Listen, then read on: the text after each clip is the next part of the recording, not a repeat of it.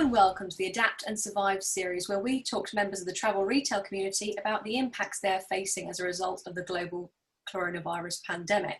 I'm here today with Katy Mason, who is the Business Development Director for Mark Consultancy.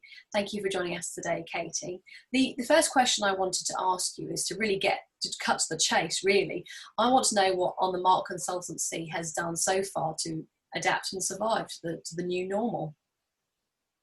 Hi Charlotte, thanks for having me today. So thank you for having me, and on the Mark, we are a small consultancy and we deal completely with travel retail. So we are a supplier of niche and cult beauty products to the travel retail market. I've worked with On the Mark for the past year, so we've been severely affected by the COVID-19 situation. Pretty much within a week or so, our sales were 98% down. So it's quite breathtaking, and I'm sure we're not the only supplier to have felt the shock that was brought on by the coronavirus and the lockdown. I think the first few weeks we were kind of sitting there kind of wondering how long it would all last, how long we wouldn't have any sales for. And then Mark had the idea, so Mark's the owner of the business, he had the idea of creating a website. So, we've got a warehouse full of stock just sitting there, why not start to sell it direct to consumer? We knew that many of the online retailers, particularly in the beauty trade, were performing exceptionally well during the lockdown, because it was the only access people had to be able to purchase. Bricks and mortar retailers have been suffering, but online, some retailers have been plus 600%. So we decided to create our own pop-up website. The idea behind it is that it's a pop-up concept. So the website will be around while we're not trading in travel retail. And the idea is that we will be able to sell our brands and our travel exclusives on our own website during the time that, none of our normal customers are trading. So we've called the website beautyboat.com. So it's got a lovely link to travel. It took us 2 weeks from the original idea to actually launch it. We launched on the 1st of May. So we've been trading for just over a month now. And we've been pleasantly surprised by how well it's performed. So, it was really a move that we had to do. It was for survival. As I said, we're a small company, and we've got a lot of stock in our warehouse. So it's what can we do to get some money coming in to our business? And actually, we've been very happy with the results so far.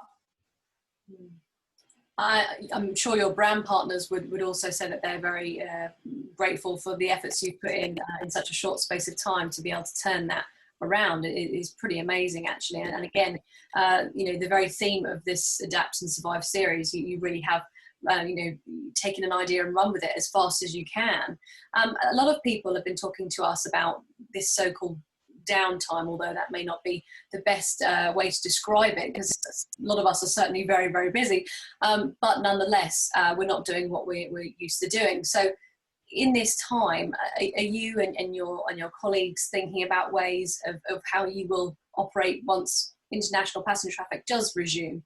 Obviously this is one idea for the business, but this is not going to be it for the foreseeable. So I presume that you've got plans in place now. You're putting plans in place now for that recovery. Absolutely. So we've so far our brands have been amazingly supportive during this time. Allowing us to sell their products on the website, which is non-travel retail. So that's been an amazing boost for us. Plus, we're putting new brands on board. And in terms of the future and ongoing business, we're absolutely continuing to look for some newness. I think there's going to be an element of consolidation, people focusing on what they've got in their warehouses, their best sellers, and pushing those products through with promotions and offers. And absolutely will support the retailers 100%, because we also want to do that. We've got to all get the stock moving. We've got to you know, get some sales coming in once travel retail starts to recover. Another initiative that we've worked on was something we were doing anyway prior to COVID-19, but the beauty box industry globally has become huge over the last few years, and no one was really doing that in travel retail. And we've been developing beauty boxes with some travel retail partners. We were actually about to launch the first one on Jet2 on the 1st of May. Our box concept is called the Bon Voyage Discovery Box. So this is another thing that we're working on to bring innovation. It brings a sense of place, because each box, this is a little one here. Each box is designed, I don't know if you can see, there's a map on the front. So the map can feature the geography of the customer. So, you know, this one's Europe, but it could be Asia, it could be the Middle East. And we can create a bespoke box for the customer containing a selection of products. And the products inside, the lovely thing is they can be brands that are well known in the travel retail arena, but it's also a great way to introduce new brands into the arena. So if buyers are a little bit nervous about trying something new, and also for the suppliers, because it's a big investment to move into travel retail, it's a great way to just introduce a brand gently, you know, to give it some exposure, to see what the reaction is. So, you know, for us and for the buyers and for the suppliers, the beauty box can be a win-win. It creates exclusives for the retailers. Yeah, and like I say, it's a great way for brands to get their products into people's hands with less risk involved as well. So we've been a little bit disappointed as well, because we were about to launch this amazing new concept into travel, and that's been delayed, of course. But in the meantime, we have launched our box on our website, Beauty Boat. So we've done a version that's slightly different to the Jet2 version, and we are also selling it there. So, you know, we're really trying to look at every avenue, our existing business with the brands that we have, bringing MPD through there. We have the Beauty Boat, and then we also have the beauty boxes now. That Bon Voyage beauty box idea is phenomenal. We spoke before about the fact that beauty boxes are something that's taken the domestic markets by storm, and the popularity has risen sharply because of social media, and this particularly, and you know, there's the trend of influencers filming themselves opening the boxes, the excitement, conveying that to their viewers, and looking at each product one by one. I don't know if there's any way we can bring that sort of excitement to travel retail as such. We get influencers involved. Is that a plan? Yeah. Absolutely. So we work with a PR firm called Claire Ford PR, and they do all the PR on the Mark Consultancy, and they are also looking after the PR for the beauty box. So in fact, we've already been doing this, because the Bon Voyage Discovery Box is on the Beauty Boat. So we've been sending these boxes out to beauty bloggers already. And honestly, it's amazing the influence they have. It's absolutely incredible. And there's actually a whole thing, you know, around box reveals, like you say. It's the opening of the box is almost like a ritual, and they'll open the box and they'll take each product out one by one, talk through it. And we've seen when we have sent the box out to influential bloggers, an immediate return in sales on our website, that you can see it straight away. You know, sometimes we'll be looking at the website and we'll see, you know, the traffic's increasing, and you realize it's because one of the bloggers has started PRing the box. I mean, I would say in the beauty world, they're becoming more powerful, they're more powerful than celebrities. They have more influence, because we've had some celebrities mention the box as well and haven't had such an impact. But the bloggers, they really do make an impact. So yes, we'll be doing that. You know, when we're developing the boxes for travel retail as well, we'll be continuing to PR them in this way. You know, and it's great for our customers too, because you know it drives people to look at their websites. You know, so many travel retailers are trying to build up their online services. whether it be pre-order, whether it be home delivery. So anything we can do as a supplier to try and drive traffic to their websites also, you know, is a benefit to us ultimately. Yes, because as we know, travel retailers themselves aren't really known to consumers. They're not really aware of retailer brands like we so much are in being in the industry, you know. So anything that, as you say, they can do to attract people directly to their websites rather than have to go through airports or airlines is a massive bonus.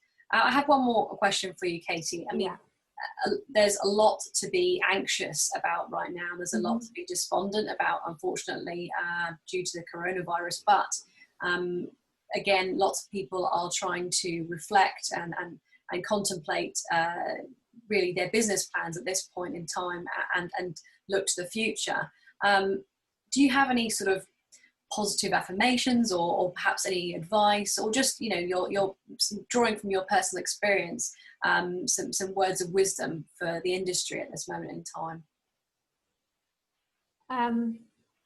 I don't know if they're words of wisdom really, but you know, in my experience, really, to come back from anything like this, you know, any shock like this is going to be incredibly difficult for everybody, for retailers, for suppliers. And I think it's just going to be a combination of sticking to your kind of core retail values, you know, keeping it simple, making things obvious, great promotions, great product, great pricing. But